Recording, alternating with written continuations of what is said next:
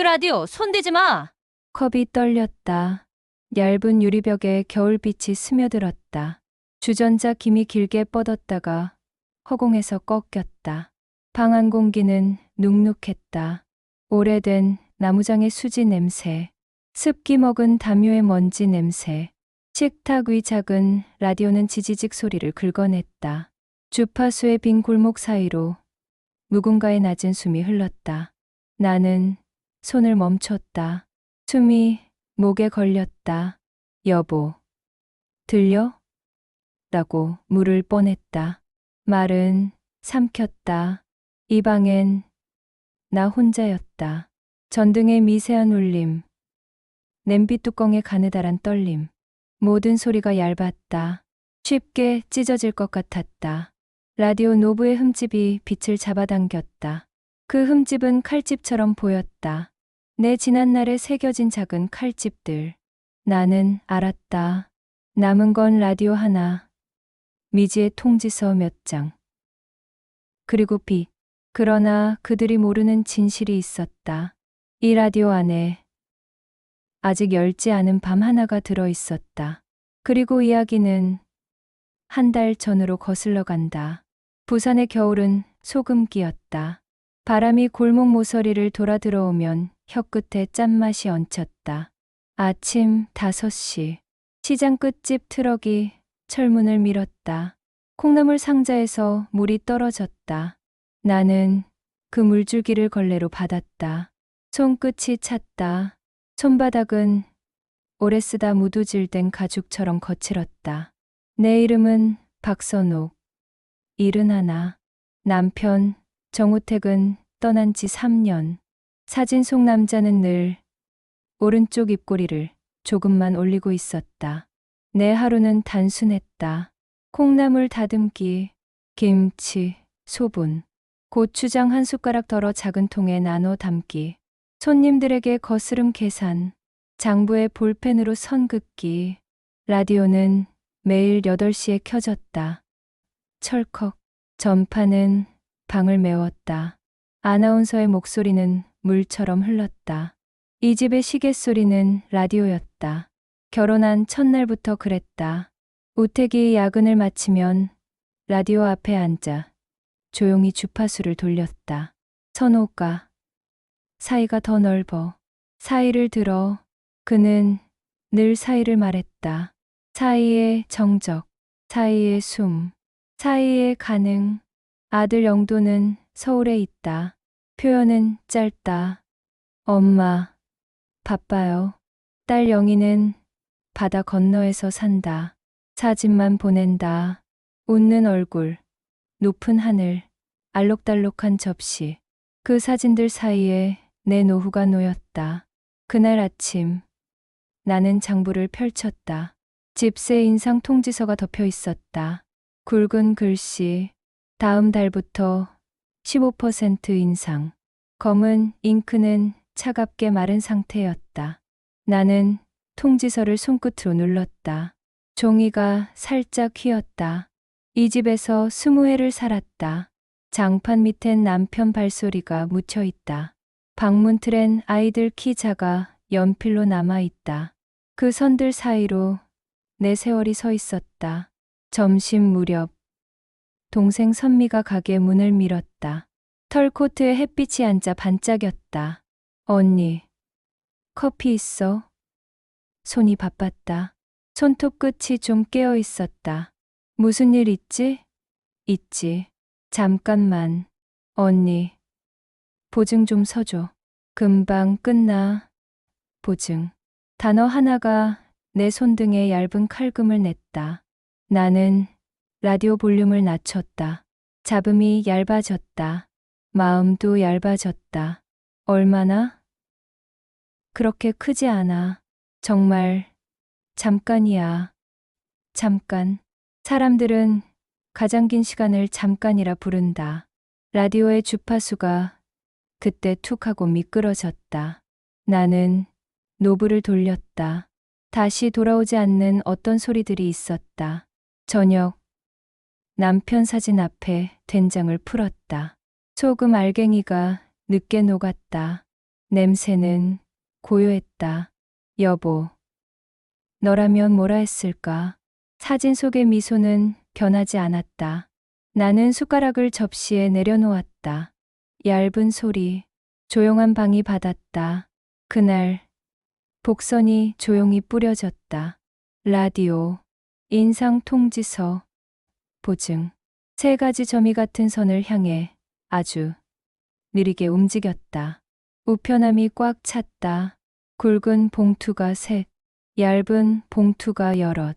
임대차 계약 변경 안내, 보증 약정서, 채권 질권 설정 안내. 단어들이 날카로웠다. 동생은 말했다. 언니, 진짜 괜찮아. 이번 주만 넘기면 돼. 그의 목소리는 빨랐다. 빠른 말은 자주 모서리를 감춘다. 나는 의심했다. 의심은 부정으로 눌렸다. 가족인데 설마. 부정은 다시 의심으로 튀어올랐다. 서류가 너무 크다. 그리고 이상한 확신이 들었다. 잠깐만 버티면 된다. 의심, 부정, 이심, 확신. 내 단어가 머릿속을 같은 속도로 돌았다. 나는 자리에 앉아 펜을 들었다. 서명은 짧았다. 잉크는 너무 빨리 말랐다. 마르자마자 휴대폰이 울렸다. 집주인이었다. 다음 달부터는 꼭 맞춰주세요. 사정은 알겠지만 저도 저희가 있거든요. 나는 대답했다. 알겠습니다. 목소리는 스스로 낯설었다. 시장 골목은 젖은 박스 냄새로 가득했다. 빗물이 어제의 발자국을 지웠다. 나는 콩나물을 씻었다. 물소리가 스테인리스 싱크 벽에 박자를 쳤다. 라디오를 켰다. 그때였다. 라디오는 켜졌고 불은 들어왔고 소리는 나지 않았다. 정적이 볼륨을 차지했다. 나는 귀를 붙였다. 아주 멀리, 아주 낮게 숨 같은 것이 흘렀다. 선호가 착각이었다. 분명 착각. 밤은 길었다. 서랍에서 오래된 통장을 꺼냈다. 남편이 죽기 전 정리해둔 것들. 잔액은 얇았다. 얇지만 그 얇음이 내 전부였다. 라디오를 다시 켰다. 지지지. 그리고 정적. 정적은 이전보다 더 깊었다. 물속 같았다. 복선은 두 번째 표시를 남겼다. 불 꺼진 방. 라디오의 침묵. 금요일 오전. 낯선 번호. 채권관리팀입니다. 목소리는 법률 문서처럼 건조했다.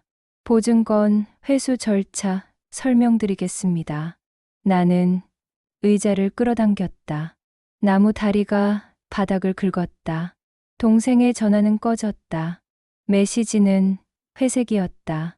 가게 유리문에 겨울 햇빛이 쏟아졌다가 튕겨나갔다. 유리의 반짝임이 눈을 찔렀다. 채권자는 말했다. 기한은 보름입니다. 미이행 시 법적 절차. 단어들은 주먹이었다. 나는 움직였다. 집을 비웠다. 장롱을 열어 셔츠 2장, 수건 4장, 작은 솥과 국그릇 하나를 챙겼다. 남편의 면도기, 사진 1장, 라디오. 집주인은 말이 없었다. 그의 눈썹 사이 주름이 말 대신이었다. 고시원 복도는 좁았다. 문과 문 사이에서 냄새가 섞였다. 된장찌개의 어제 냄새, 라면 스프의 오늘 냄새, 샴푸의 내일 냄새. 방 안은 따뜻했지만 공기는 달았다. 라디오를 켰다. 잡음이 아주 천천히 흘렀다. 나는 눈을 감았다. 우택의 말이 떠올랐다. 사이를 들어. 밤. 손가락 관절이 쑤셨다. 바늘을 잡던 시절의 기억이 올라왔다. 봉제 공장의 긴 밤들. 재봉틀의 일정한 리듬. 바늘이 내 손끝을 스치던 수천 번. 그때의 피로가 이상하게도 위로가 됐다. 나는 공책을 폈다. 작은 가방의 모양을 그렸다. 재봉선 자리를 표시했다. 끈 길이를 적었다. 아무도 보지 않는 방. 아무도 듣지 않는 소리. 그리고 어느 밤 라디오 안에서 딱 소리가 났다. 나는 고개를 들었다. 케이스가 아주 미세하게 들썩였다. 드라이버를 꺼냈다. 나사를 풀었다. 오래된 먼지가 손등에 내려앉았다. 안쪽엔 작은 카세트 테이프가 끼워져 있었다. 라벨에 볼펜으로 쓴 글씨. 선옥에게. 바람이 샌 날. 심장이 흔들렸다. 손이 떨렸다. 복선은 세 번째 사인을 남겼다. 관리인이 말했다. 이번 주까지만. 그의 말은 구두굽처럼 단단했다. 나는 고개를 끄덕였다. 고개를 끄덕이는 일에 익숙해졌다. 시장 입구의 일용직 분류소로 갔다. 회색 조끼를 입은 사람들이 줄을 섰다. 번호표는 빠르게 줄었다. 내 번호는 불리지 않았다. 겨울 바다는 잿빛이었다. 방파제 위의 갈매기가 바람을 찢었다. 바람은 뺨을 찔렀다. 나는 코트를 여몄다. 라디오를 꺼냈다. 손바닥 크기의 검은 상자. 테이프는 아직 재생하지 않았다. 무서웠다. 그 안에 아무것도 없을까봐. 아니면 너무 많은 게 있을까봐. 나는 벤치에 앉아 케이스를 쓰다듬었다. 플라스틱 표면의 흠집마다 지난날의 그림자가 붙었다. 저녁, 관리인이 다시 왔다. 방안을 둘러보더니 라디오를 들려 했다. 그 순간 내가 소리를 질렀다. 그건 두고 가는 게 아니에요. 말이 방을 울렸다. 복도 끈 네온불이 순간 떨렸다. 그는 어깨를 으쓱했다. 규정입니다. 규정은 사람보다 앞서지 않습니다. 호흡이 빨라졌다. 내 목소리는 내 것 같지 않았다. 그는 손을 뗐다. 나는 라디오를 품에 안았다. 밤 공기는 차가웠다. 나는 배낭 하나와 라디오를 들고 고시원을 나왔다. 버스 정류장 의자에 앉자 금속의 냉기가 등으로 스며들었다. 잠이 들었다. 꿈에서 우택이 라디오를 내밀었다. 주파수 사이. 비가 왔다. 처마 끝에서 비가 떨어졌다. 코트는 금방 젖었다. 몸이 떨렸다. 의자에서 미끄러졌다. 누군가 달려왔다. 젊은 목소리. 어머님, 괜찮으세요? 빗방울이 그의 뺨에 맺혔다. 검은 패딩의 빗줄기가 길다랗게 흘렀다. 병원. 흰빛. 의사의 말은 짧았다. 탈수. 저체온. 큰일 날 뻔했어요. 나는 라디오를 품에 더 끌어당겼다. 그들은 물었다. 보호자는요? 내 대답은 짧았다. 없습니다. 그 밤 응급실 커튼의 그림자가 흔들렸다. 라디오를 손끝으로 쓰다듬었다. 테이프의 모서리가 내 손끝에 닿았다. 차가웠다. 아침. 커튼이 열렸다. 사람이 들어왔다. 안녕하세요. 윤도훈 사회복지사입니다. 목소리는 따뜻했지만 과하지 않았다. 퇴원 후 머무를 곳이 있으세요? 나는 고개를 저었다. 그는 잠시 생각했다. 근처에 공유공방이 있어요. 임시 숙소도 운영합니다. 이틀만 머물며 정리해 보실래요? 공방은 골목 끝 오래된 공장 건물을 손본 곳이었다. 문을 열자 금속과 나무와 천의 냄새가 섞였다. 재봉틀 소리가 일정한 박자를 깔았다. 스팀 다리미가 규칙적으로 숨을 내쉬었다. 나는 그 소리에 가슴이 흔들렸다. 젊은 날 야간 작업의 연장처럼. 도훈은 내 손을 보았다. 검은 펜 자국, 실밥이 스친 상처들. 손이 기억하네요. 그는 천 조각과 바늘을 건넸다. 한번 꿰매 보실래요? 나는 라디오를 옆에 두고 앉았다. 실을 꿰었다. 손끝은 길을 알고 있었다. 한 땀, 한 땀, 천이 모양을 갖췄다. 작은 파우치가 되었다. 도훈이 웃었다. 판매해 볼까요? 그날 밤 나는 테이프를 재생했다. 찰칵, 지지직, 그리고 우택의 목소리. 오래된, 그러나 분명한 목소리. 선호가, 바람이 샌 날이 올 거다. 그날을 지나면 창틀 밑 보료 속 봉투를 열어 숨이 목에서 멈췄다. 그 집, 부산진 시장 옆 셋집, 경매로 넘어간 집. 도우는 말이 빨랐다. 절차가 있어요. 지금 새거 주자. 협조가 필요해요. 경찰, 동행도. 그는 달력에 동그라미를 그렸다. 날짜가 생겼다. 그 작은 동그라미가 희미한 빛을 냈다. 며칠 뒤 우리는 그 집에 섰다. 세입주자는 젊은 부부였다. 경찰과 도훈이 설명했다. 그들은 양해했다. 나는 신발을 벗었다. 방 안 공기는 달랐다. 그러나 장판의 미세한 부푸름은 그대로였다. 창틀 아래 보료를 들쳤다. 먼지가 일었다. 햇빛이 먼지에 붙었다. 작은 봉투 하나, 선옥이라고 쓰여 있었다. 글씨는 익숙했다. 봉투 안, 얇은 통장, 한 장의 쪽지. 너는 능력이 있다. 바느질은 너의 시간이다. 아주 조금의 씨앗이 필요하면 이 통장을 써라. 그리고 라디오를 버리지 마라. 우택의 글씨. 통장에는 내가 상상하지 못한 숫자가 있었다. 퇴직금 일부였을까? 숨겨놓은 응급 자금이었을까? 눈물이 앞을 가렸다. 도우는 말이 없었다. 공방으로 돌아와 나는 첫 가방을 만들었다. 낡은 코트에서 잘라낸 울천, 버려진 청바지의 허리띠, 라디오 케이스에 해진 가죽을 태그로 달았다. 이름을 붙였다. 라디오 101호. 태그 뒷면에 작은 글씨를 새겼다. 사이의 소리를 기억하라. 첫 판매는 플리마켓에서 이루어졌다. 비닐 천막 아래 바람이 빠르게 드나들었다. 손님이 가방을 만졌다. 손맛이 있네요. 그의 손끝이 잠깐 떨렸다. 사연이 느껴져요. 나는 웃었다. 사연이 힘이었다. 도훈이 계산을 도왔다. 손에 쥔 첫 현금이 묵직했다. 밤, 공방에 혼자 남아 미싱을 밟았다. 바늘이 내려갈 때마다 심장이 함께 내려갔다가 올라왔다. 라디오는 아주 낮게 잡음을 흘렸다. 그 잡음이 리듬을 만들었다. 나는 말을 하지 않았다. 대신 한 땀을 더 떴다. 봄이 환했다.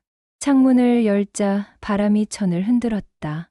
재봉틀의 금속은 햇빛을 잘게 쪼갰다. 작업대에 천이 널렸다. 버려진 우산천, 낡은 청바지, 군고구마 자루, 선박에서 나온 페로프 조각. 나는 냄새를 맡았다. 비 냄새, 흙 냄새, 타르 냄새, 삶 냄새. 그 냄새들을 배합했다. 색도 배합했다. 파도색, 먼지색, 약간의 고추장색. 내 인생의 색. 지역 축제에서 업사이클 공예 대상을 받았다. 무대 위는 밝았다. 마이크는 차가웠다. 저는 시간을 꿰맸습니다. 박수가 났다. 기자가 물었다. 비결이 뭔가요? 비결은 없습니다. 바늘과 라디오뿐. 신문에 작은 기사가 났다. 라디오에서 시작된 두 번째 인생. 공방 전화가 잦아졌다. 주문이 쌓였다. 도우는 서류를 정리하고 봉사를 연결하고 나를 보호했다. 공방 사람들은 내 곁에 섰다. 나는 그들의 손등의 상처를 보았다. 모두의 상처가 반짝였다. 공영방송에서 연락이 왔다. 단편, 다큐 촬영. 카메라가 공방을 채웠다. 녹음기 앞에서 라디오 잡음과 재봉틀 박자가 섞였다. 감독은 말했다. 이건 음악입니다. 나는 웃었다. 음악은 늘 옆에 있었다. 우리가 못 들었을 뿐. 어느 오후 아들이 왔다. 문턱에서 멈췄다. 엄마. 그 한 단어에 많은 시간이 담겨 있었다. 나는 바늘을 멈추지 않았다. 그가 다가왔다. 눈가에 주름이 깊었다. 미안해요, 엄마. 그때 말이 길어지지 않았다. 긴 말보다 긴 침묵이 났다. 나는 고개를 끄덕였다. 밥은 먹고 다니니 내 말도 짧았다. 그는 고개를 끄덕였다. 밤. 라디오를 켰다. 지직. 아주 잠깐. 트로트 한마디가 흘렀다. 우리 결혼식 날 우택이 따라 불렀던 그 곡. 라디오는 금세 다시 잡음으로 돌아갔다. 나는 손으로 스피커를 덮었다. 소리가 따뜻해졌다. 다음 주 노인 일자리 박람회에서 시연을 했다. 나는 천을 펼쳤다. 사람들은 조용히 지켜봤다. 바늘이 천을 지나가는 소리를 나는 크게 들었다. 그 소리는 사람들에게도 들려갔다. 한 중년 여자가 울었다. 우리 엄마 손이 생각나네요. 나는 손을 잡아주었다. 우리는 서로의 손등의 사연을 느꼈다. 공방에는 새 간판이 걸렸다. 라디오, 공방 시간을 꿰매다. 아래 작은 글씨, 박선옥 장인. 나는 그 단어 아래 손을 얹었다. 손이 따뜻해졌다. 여름의 끝, 바람에서 소금이 줄었다. 동생 선미에게서 편지가 왔다. 구치소 도장이 구겨진 봉투. 종이는 얇았다. 글씨는 흔들렸다. 언니, 미안해. 나는 끝내 무서웠어. 벌을 받는다. 언니는 살아. 나는 편지를 접어 라디오 밑에 넣었다. 무거운 말은 조용한 곳에 두는 게 좋다. 바다에 갔다. 모래는 뜨거웠다. 파도는 차가웠다. 나는 라디오를 들었다. 스피커가 바람을 받아 작은 바스락을 냈다. 아이가 물었다. 손주였다. 할머니. 그건 뭐야? 바람 듣는 기계. 아이는 고개를 갸웃했다. 파란 하늘에 흰 배가 한 척 지나갔다. 아들은 조금 뒤에 섰다. 멀리서 도훈이 손을 흔들었다. 모두의 얼굴에 다른 시간의 빛이 얹혔다. 집으로 돌아와 라디오 백패코를 만들었다. 태그에는 작은 글자를 새겼다. 주파수 사이에 답이 있다. 내 답은 늘 사이에 있었다. 사람과 사람 사이, 말과 말 사이, 소리와 소리 사이. 밤, 공방 불을 끄고 창가에 섰다. 유리창에 내 그림자가 얇게 붙었다. 라디오를 켰다. 잡음이 먼저 왔다. 그 뒤에 아주 짧은 숨. 우택의 숨 같았다. 선호가. 그의 부름이 있었다. 나는 대답 대신 창을 열었다. 바람이 들어왔다. 스피커가 미세하게 떨렸다. 떨림은 곧 고요로 옮겨졌다. 나는 오늘도 라디오를 켠다. 잡음이 먼저 온다. 그 사이로 우리가 살았다는 증거 같은 소리들이 스친다. 재봉틀의 박자, 바다의 호흡, 아이의 숨, 내 숨. 미싱 발판이 천천히 움직인다. 바늘이 내려갈 때마다 마음에 찢긴 자리가 조금씩 붙는다. 주파수 사이에도 길이 있다. 사람 사이에도, 과거와 현재 사이에도. 나는 그 길을 배웠다. 듣는 길, 꿰매는 길, 건너는 길. 오늘도 그 길을 걷는다. 내일도. 6070인생극장을 찾아주셔서 감사합니다.